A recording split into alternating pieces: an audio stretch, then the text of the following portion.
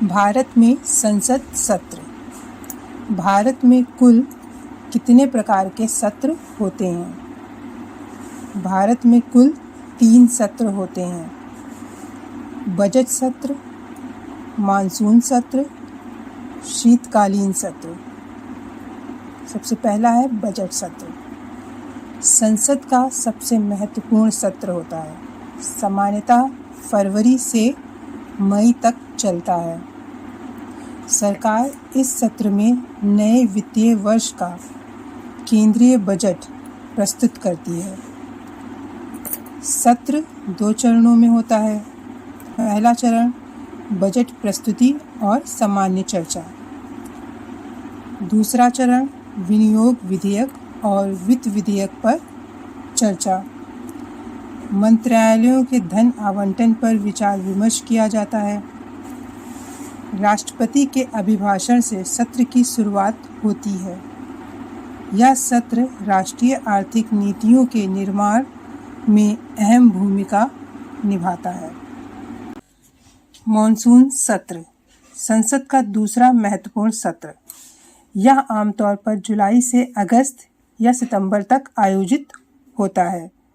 यह विधायी कार्यों और नीतिगत मुद्दों पर केंद्रित होता है। इसमें नए विधेयक पेश किए जाते हैं। नीतियों और सामाजिक मुद्दों पर चर्चा होती है। प्रश्नकाल और शून्यकाल में सांसद जनहित के मुद्दे उठाते हैं।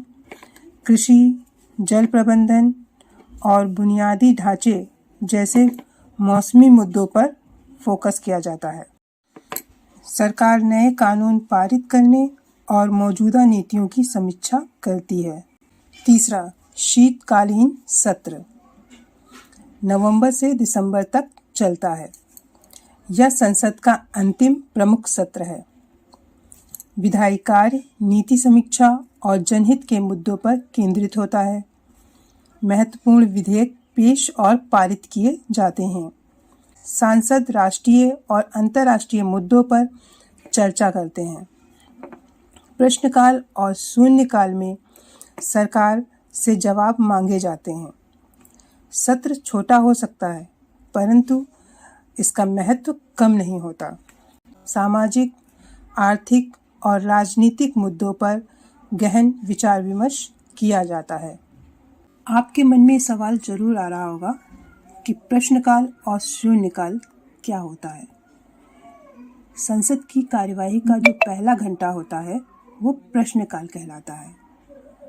प्रश्नकाल के तुरंत बाद का जो समय होता है वो शून्यकाल कहलाता है।